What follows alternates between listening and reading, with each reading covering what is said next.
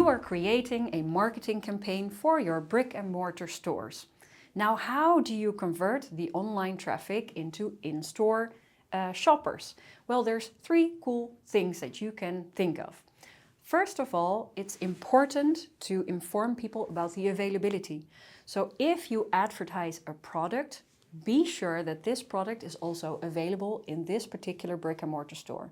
And this is especially important for younger generations because they don't want to go to the store if the product is not there. If they end up and it's not available anymore, it will ruin their customer journey.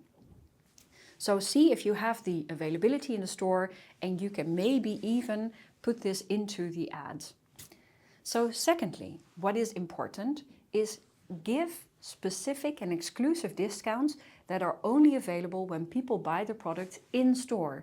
Don't give these discounts when they buy things online.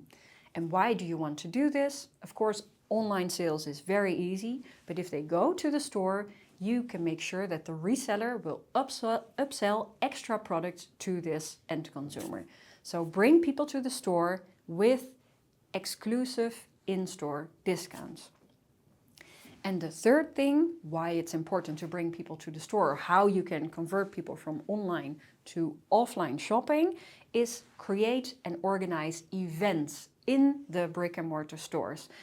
And give the people that come to the brick and mortar store exclusive access to these events. Especially for the younger generation, Gen X and the millennials, it's super important that they feel like a VIP.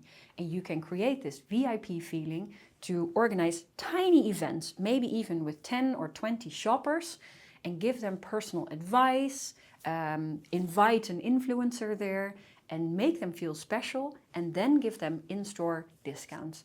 And this will create a loyalty that lasts longer than one day.